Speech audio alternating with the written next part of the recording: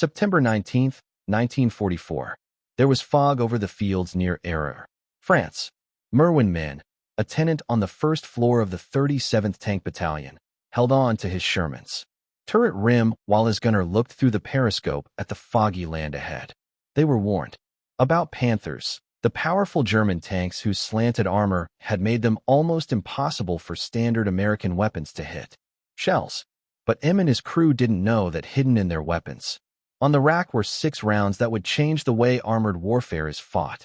6 M93 high-speed, armor-piercing rounds, each with a tungsten carbide core that could turn their medium Sherman into German tankers would come to fear as a surprise threat.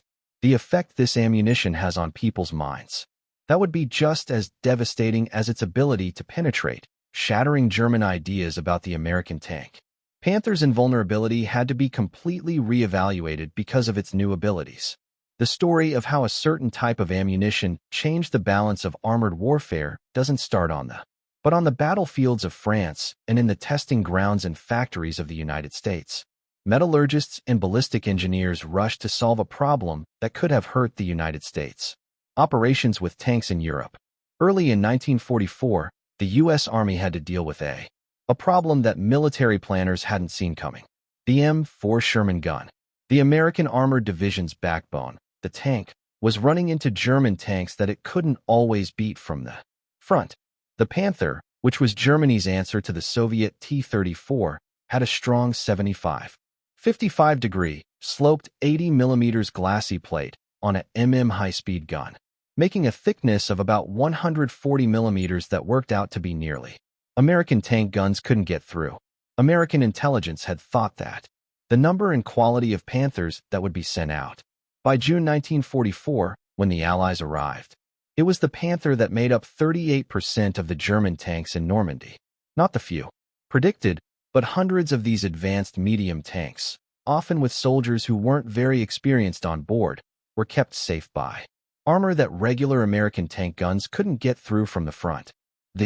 A 75mm M3 gun, which was used to arm most Shermans in Normandy, could not get through a Panther's frontal defense at any range.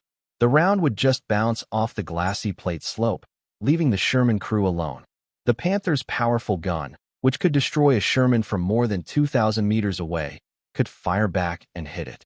Even the better 76mm M1 gun, which started to be sent to units in July 1944, fought against Panther armor, using standard M62 armor-piercing caps. At 1,000 meters and 0 degrees elevation, the 76mm rounds could go through 109mm of armor. This was enough to stop the Panzer IV and many German assault guns, but the Panther's sloped frontal armor stayed in place. Immune system works well. The 76mm could get through the Panther's gun shield, but only at very close range, usually less than 100 m, a distance where the Panthers had more powerful weapons, so fighting was pointless. What was wrong wasn't what the gun fired, not the gun itself. When the 76mm gun was used, it had been a story of bureaucratic delays and late recognition. The 76mm M1 gun was put on the first M4 Shermans that came off the assembly lines in January 1944. These M4 A176 Sherman tanks showed up in Britain got 130 tanks on April 10, 1944, to get ready for the invasion of Normandy. But even though they were available, American commanders, they refused to use these better tanks on D-Day. There were several reasons. The crews didn't have enough time to learn how to use the new weapon system. Concerns about keeping up with two different kinds of ammunition made planning supplies harder. But most importantly, commanders thought that the 75mm gun would be enough to deal with the expected opposition. This turned out to be a terrible mistake. By early July 1944, reports from the front lines in Normandy showed a sad picture. On July 2nd, people complained about the 75mm guns. General Dwight Eisenhower knew that the Allies were not strong enough against German armor. The response, which is recorded in several historical accounts, showed how frustrated the command level was. That's right, our 76 won't get rid of these Panthers. I really believed it would be the best gun in the war. The whole quote, as written down by witnesses, he spoke more strongly, and said he was angry that ordnance had told him the 76 millimeters would look after anything the Germans had. On July 12th, a board met. 1944 made it official what tank crews had already learned the hard way. The usual American weapons couldn't beat Panthers in a straight fight. Right away, General Omar Bradley told. The 76 millimeters Shermans were sent to the front quickly from Britain. On July 25, 1944, as part of Operation Cobra, 102 M4A1 tanks were built. Their first fight. The first reports on the engagement were sobering. Even though the 76 millimeters was in. Even though it was better than the 75 millimeters, it still had trouble with Panther frontal armor. At ranges for battle, Sherman crews quickly learned that they had to move to hit the Panther's gun or take shots from the flank. Close up on the mantlet. When facing a tank that could destroy them from 2,000 feet, neither choice is a good one from a tactical point of view. MOA, metals and physics held the key to the answer. By July 1944, the T4 round, which was later standardized as the M93 HVAP, was made by American ordnance engineers. When it came to design, high-velocity armor-piercing ammunition was very different from what had been used before. The projectile had a core made of tungsten carbide, which is one of the hardest materials you can find, and a body made of lightweight aluminum and a ballistic windshield. This design focused on the projectile's speed into a smaller, denser penetrator while lowering its overall weight. The end result was dramatic. The M93 round had a muzzle speed of 1,036 meters per second. The standard M62 can only go 792 meters per second. Round. This speed increase of 244 meters per second directly into power that can penetrate about 914 yards away at 1,000 yards. From 10 degrees off, the HVAP round could go through 160 millimeters of armor at a range of 10 m. In line with official data from the War Department tests against the Panther's gun mantlet with its curved 100 millimeters thick cast steel on the first RSSF. Later, the D and a variants got bigger on the RSSF, going up to 120 millimeters. In this case, reliable penetration meant up to 1,000 m away, not just at point-blank range. There was a sudden mantle. Sherman crews, who had to try desperate flank attacks or get away. However, the creation of HVAP was only half the answer. Making things was a whole different story. T4 rounds were made with tungsten carbide, a strategic material that was mostly brought in from China and made up 36% of the world's tungsten supply before the war. Tungsten was important in many wars. Machine tools, armor-piercing ammunition in a range of calibers, hardening armor plates, and different industrial processes are all competing for the same limited supplies. American. Hundreds of metric tons of tungsten were used to make HVAP ammunition alone. Every year, about 0.8 kilograms of tungsten carbide, which meant that a Sherman with 6 rounds needed almost 5 kilograms of this hard-to-find stuff. About 10,000 metric tons of tungsten concentrates were made in China in 1944, but this had to meet the needs of all the Allies in all situations. The U.S. added to its imports from China by making its own from small deposits in Colorado, Nevada, and California, but the total amount that was available stayed limited. Tungsten from Germany. Things were much worse. As the war turned against the Reich, Swedish imports dropped sharply, and things at home got worse too. The amount of production staying low. By 1945, German factories were desperately storing tungsten for machine tools needed to make airplane engines, but Panther crews only got standard gunpowder. The Department of Ordnance in the U.S. had been testing HVAP since the spring of 1942, but mass production didn't start until 1944, until the landings in Normandy showed how bad the Panther problem really was. In July 1944, work began on the number of 3 inches HVAP rounds for tank destroyers reached 1,000. In August, 1,000. 76 millimeters HVAP rounds were made. In September, more 1.76 mm rounds were made. It wasn't until November 1944 that 5,000 rounds of the 76 were made every month. And by January 1945, they were firing 7,000 rounds a month. By March 1945, about 33,076 millimeters rounds had been made. it was possible to make HVAP ammunition, which was a big step forward for industry. Even so, it was only a small part of what was needed. By February 1945, the General 5 HVAP rounds had been fired at the Sherman in Europe. 5 rounds. To fight an enemy that uses Panther tanks as their main tank type in Panzer divisions. With 17 tanks, the Sherman Company would have 85 HVAP rounds in total, facing German groups that could have 30 or more Panthers. The first HVAP rounds reached Europe in August 1944, but their arrival was overshadowed by bigger tactical issues. The Normandy hedge pushed American tanks into German guns were better, so they could hide behind Sherman columns and attack them from close range. The enemy that tank crews had to fight had learned to put Panthers in hull-down positions, which only showed the heavily armored turret and kept the hidden hull is more vulnerable. German doctrine stressed being able to shoot first, with Panthers waiting in prepared positions, which let Sherman columns come in before firing from ranges where the Americans fired back. Was not effective. The effects on the mental health of American tank crews were very bad. The crews called the Sherman the Ronson-Lighter and said it always caught fire.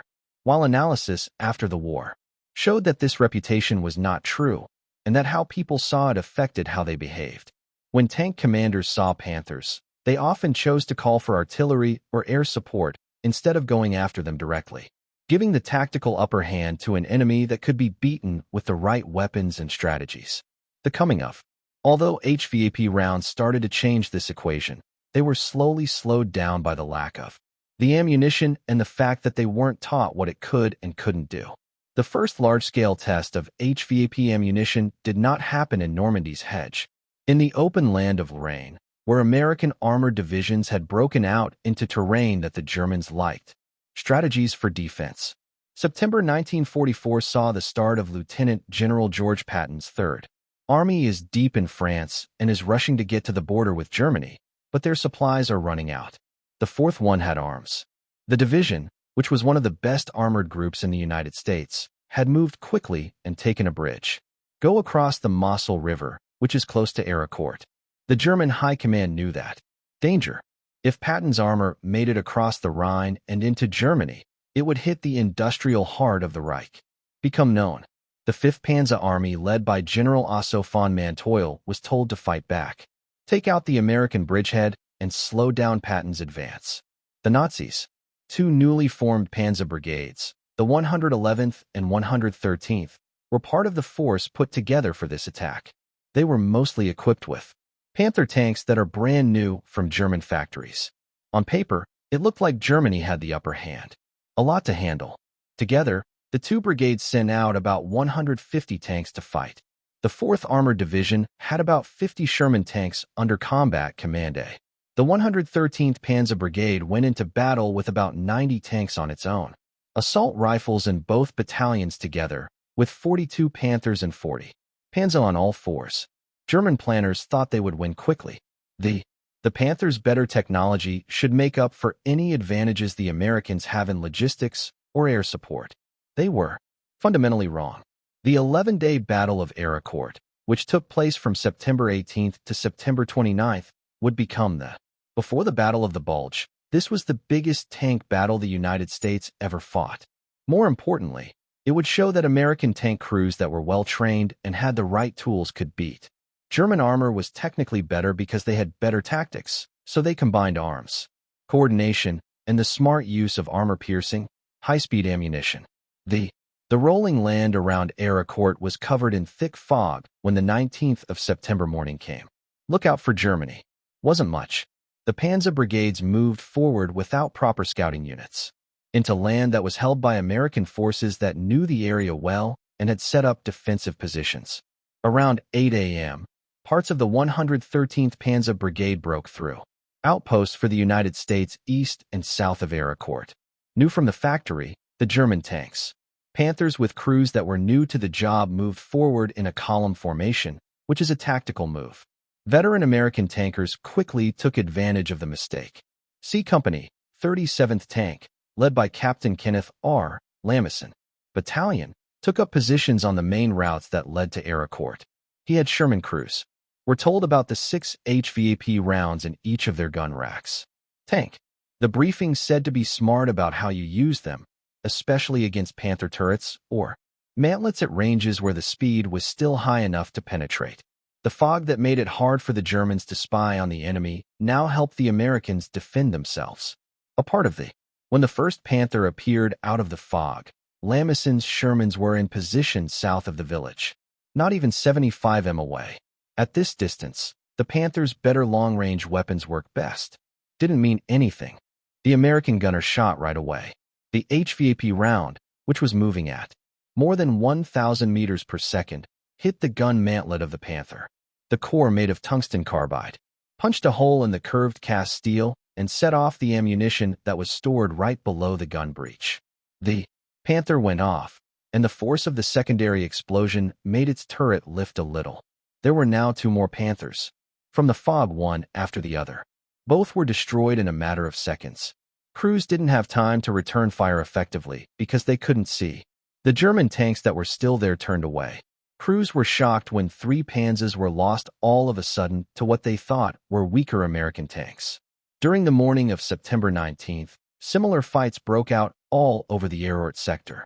American tanks that Panthers were caught in the fog at ranges where HVAP rounds were most effective, working well. The German tactical deployment went horribly wrong. Moving ahead, when they were in a column without doing enough research, Panther crews kept leaving their weaker side armor open to American flanking fire. A group of M18 Hellcat tank destroyers just outside of Arracourt's command post, also with 76mm guns and HVAP ammunition, fought German tanks at very close. In the close-range fog, the fast-moving tank destroyers were very deadly. Shrouded battle. By noon, the fog had lifted, and American forward artillery observers could see. Plan your fire with the tank companies that are defending. There were P-47 Thunderbolt fighter bombers in the 405th Fighter Group flew in from above and dove through gaps in the clouds to fire rockets at German armor. Guns with machine guns. It became clear how the American advantages worked together. While the Panther had better armor and more powerful weapons when used alone, so American forces used it. As standard practice, combined arms tactics are used. The German tanks moved forward without air cover or infantry to clear American defensive positions. There was enough artillery support. It was easy for American troops to coordinate armor with artillery, air power, infantry, and tanks. Destroyers in an integrated system that overwhelmed German technical advantages. When Panthers encountered these prepared defenses, they were destroyed piecemeal despite their superior capabilities. The HVAP ammunition did not make Sherman tanks equal to Panthers in technical specifications, but warfare is not conducted according to technical specifications alone.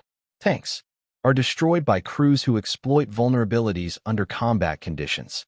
The Panther's gun mantlet necessary to allow the 75mm gun to elevate and traverse created a weak point. The junction between turret and hull, the side armor, the engine deck, all represented targets that HVAP equipped. Shermans could now engage successfully at combat ranges that previously had been suicidal. More devastating to German morale was the psychological impact of discovering their armor was no longer invulnerable. Panther crews had been trained to believe their tanks could not be penetrated frontally by American fire. Intelligence briefings emphasized the Shermans' inadequate firepower. Crews were told that as long as they kept the front toward the enemy, they were safe. The first Panther commanders to watch Sherman rounds punch through their mantlets and detonate ready ammunition learned otherwise. Survivors of such encounters carried that knowledge back to their units, spreading awareness that American tanks now possessed ammunition capable of defeating Panthers. By the afternoon of September 19th, German tank commanders were reporting to headquarters that American Shermans possessed new, more powerful ammunition. The reports were confused and contradictory. Some claimed the Americans had secretly deployed tank destroyers with 90mm guns. Others suggested the British had provided 17-pounder Firefly tanks to American units. The truth that American industry had developed specialized ammunition that partially negated the Panthers' armor advantage was more troubling to German planners than any of these theories.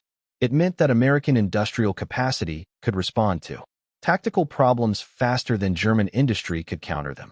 The fighting continued through September 22nd, when the major German offensive efforts finally stalled.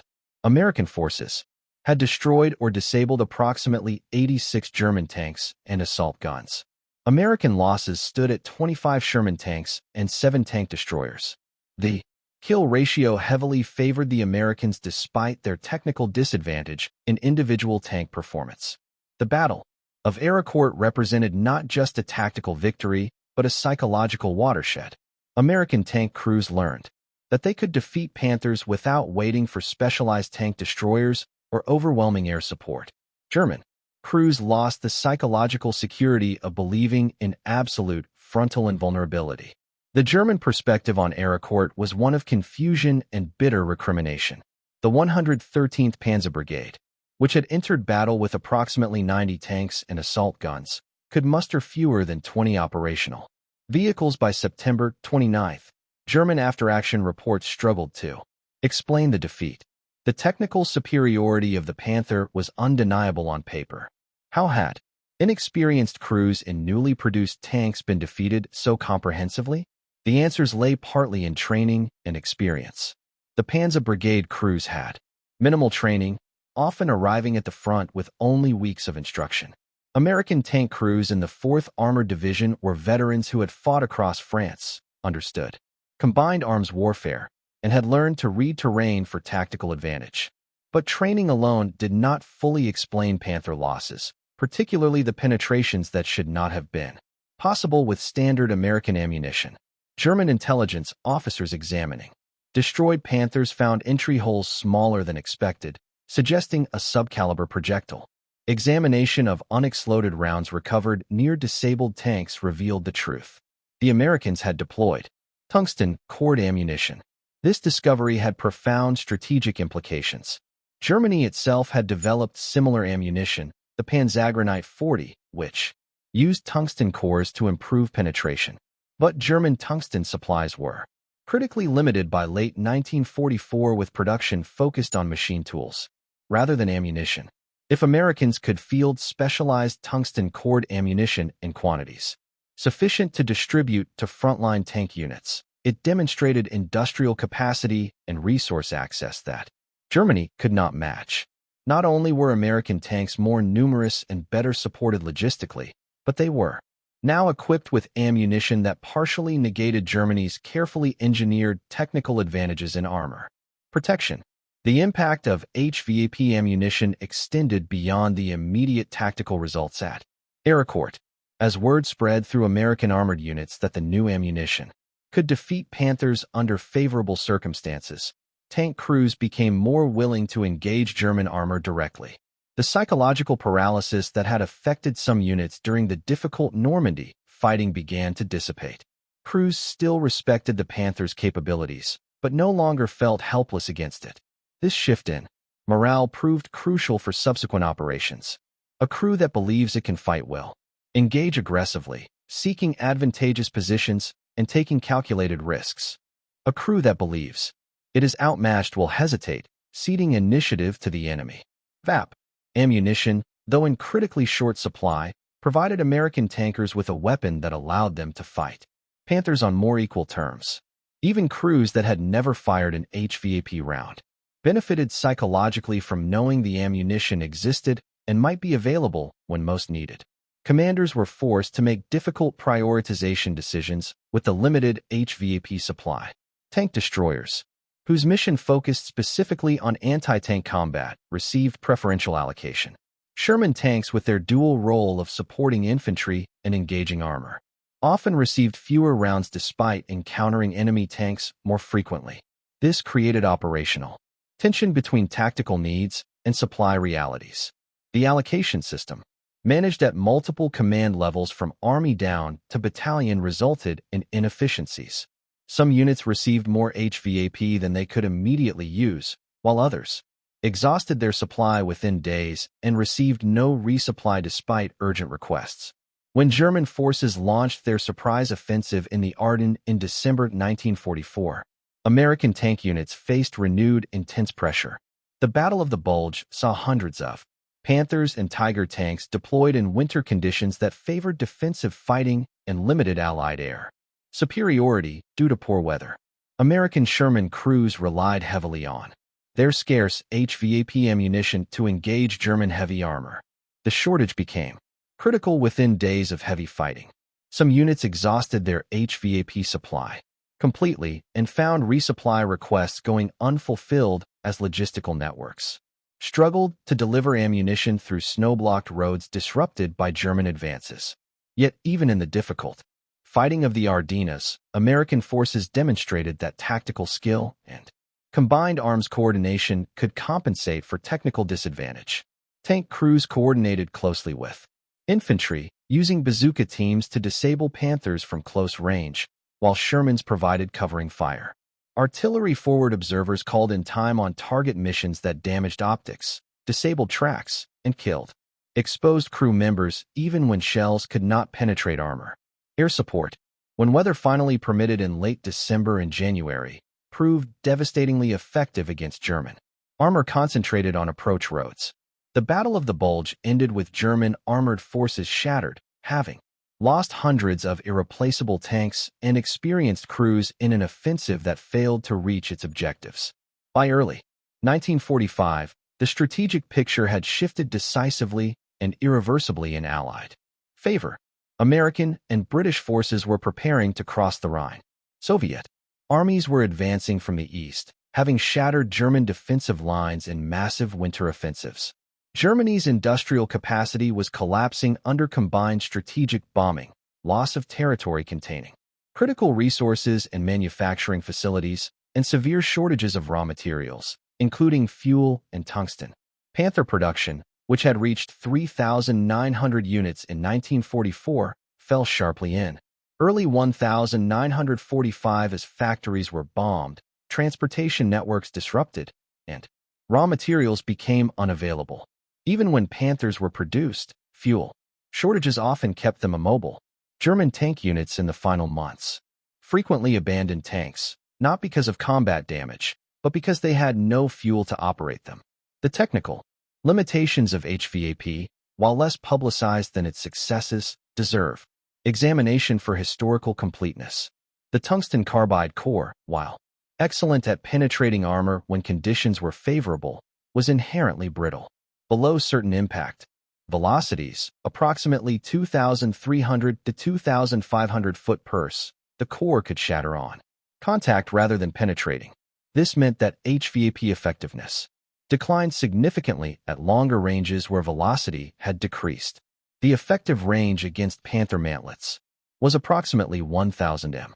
Beyond this distance, the probability of the core shattering on impact increased substantially. American tankers learned these limitations through combat experience, sometimes tragically. Crews that fired HVAP at Panthers beyond effective range wasted scarce ammunition and often provoked return fire from German guns that remained effective at much longer ranges. Training on proper HVAP employment was often minimal as the ammunition arrived at frontline units faster than training materials could be developed. Many crews learned effective employment techniques through trial and error under combat conditions. Sergeant Francis Baker's documented experience on November 20, 1944, illustrated both the potential and limitations of HVAP in actual combat. His Sherman, equipped with a 76 mm gun and carrying HVAP rounds, engaged a Panther at approximately 800 yards. Baker's gunner fired at least 7 rounds with multiple hits observed on the Panther's side armor. To Baker's frustration, the rounds bounced off. Without achieving penetration, the engagement demonstrated that even HVAP had significant limits against sloped armor at oblique angles. The Panther withdrew from the engagement rather than continuing the fight. So, the action was not a complete tactical failure, but it reminded Sherman crews that HVAP was not a magical solution. Proper tactics, careful shot placement, favorable range estimation, and advantageous angles of engagement remained critical factors. HVAP gave American tankers significantly better odds, but success still required skill and judgment. The post-war analysis of HVAP ammunition revealed both its successes and limitations. Against the Panthers' gun mantlet at ranges up to 1,000 meters, HVAP was highly effective when hits were achieved, reliably penetrating and often causing catastrophic secondary explosions. Against the glacis plate, results were poor except at very close ranges and favorable angles. The extreme slope meant that tungsten-core rounds traveling at high velocity often ricocheted or shattered on impact. This meant Sherman crews still needed to maneuver for advantageous shot angles, flanking Panthers when tactically possible. The ammunition did not make Sherman tanks technical equals to Panthers, but it gave American crews a fighting chance in engagements where previously they had little hope of frontal penetration. The Korean War, beginning in June 1950, provided another combat test of HVAP effectiveness. American Sherman tanks, now primarily the M4A3E8 variant armed with 76 mm guns, faced Soviet-built T-34-85 tanks in North Korean and later Chinese service. Unlike the situation in Europe, where HVAP had been critically scarce, by 1950, tungsten supplies were no longer constrained by competing wartime demands and substantial stocks were readily available. American tank crews in Korea found that HVAP rounds easily penetrated T-34-85 armor at normal combat ranges. The T-34-85, while capable, possessed armor protection significantly inferior to the Panther. Its 90 mm thick turret front and 45 mm thick glacis plate could not resist tungsten-core projectiles fired at high velocity from 76 mm guns. American Shermans in Korea achieved remarkably favorable exchange ratios against communist armor due partly to superior crew training, but also significantly to the plentiful availability of HVAP ammunition. The vindication of the 76 mm Sherman in Korea was bittersweet for veterans of European combat. The ammunition that could have been more widely employed in Europe proved devastatingly effective in Asia when supply constraints no longer limited employment. The German perspective on American HVAP ammunition, gathered from post-war interrogations and examination of captured documents, revealed grudging professional respect and deep frustration. German ordnance officers recognized that American industry had solved the tungsten-core ammunition problem more successfully than German manufacturers.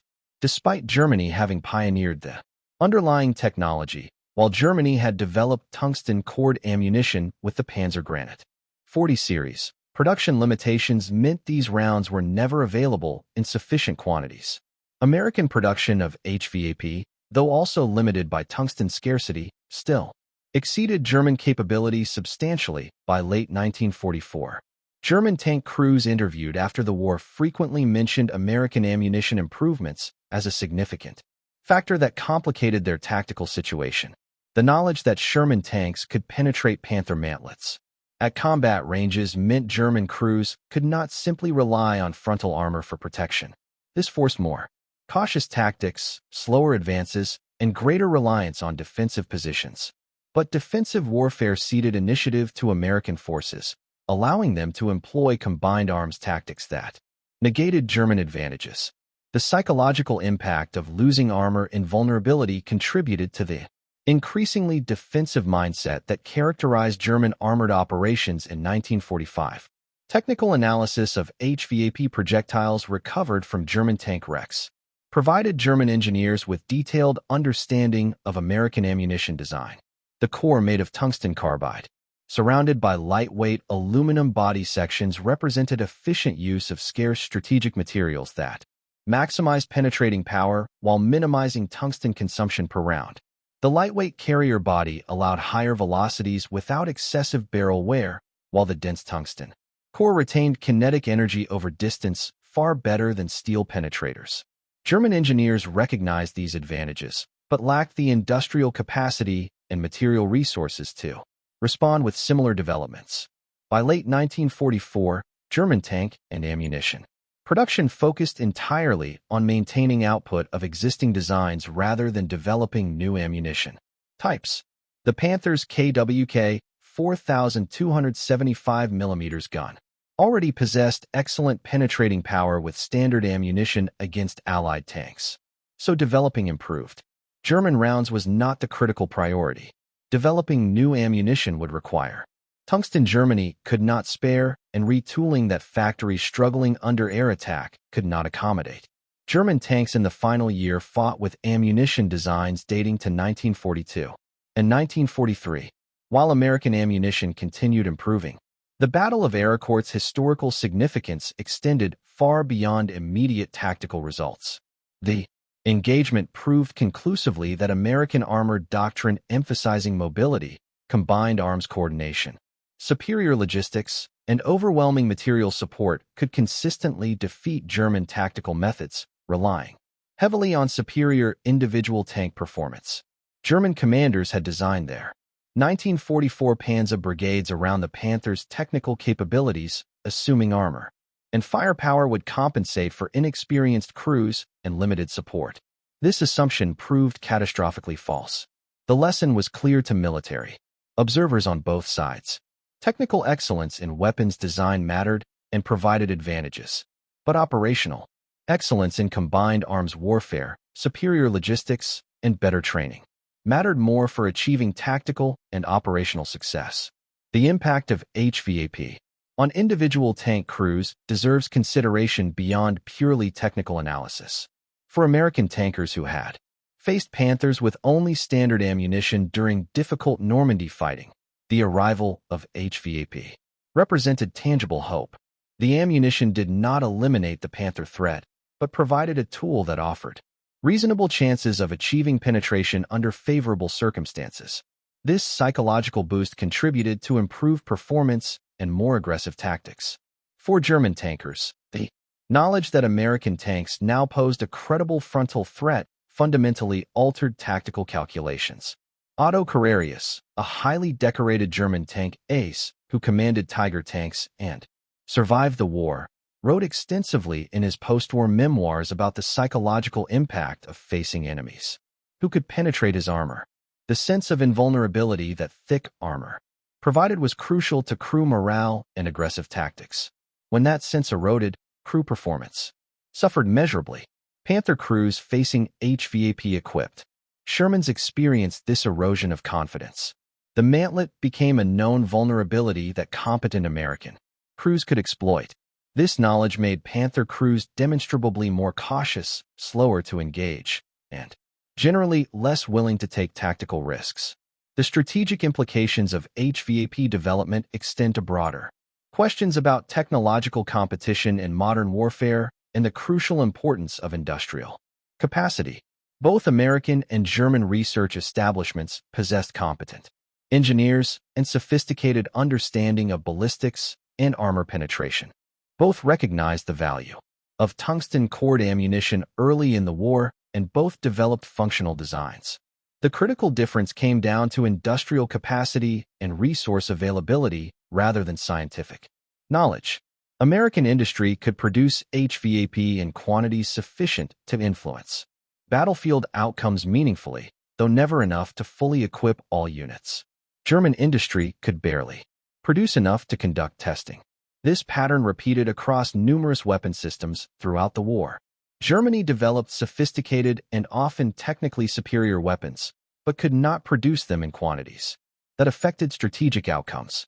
American industrial capacity produced less sophisticated but highly effective equipment in overwhelming numbers. The M4 Sherman was objectively not the best tank of World War II by most technical measures, but American factories produced approximately 49,324 of them compared to approximately 6,132 Panthers. This 8-to-1 production ratio combined with ammunition improvements, like HVAP that reduced the technical gap, proved strategically decisive. The post-war careers of veterans who fought at Arracourt reflect the enduring impact of these combat experiences on military thinking.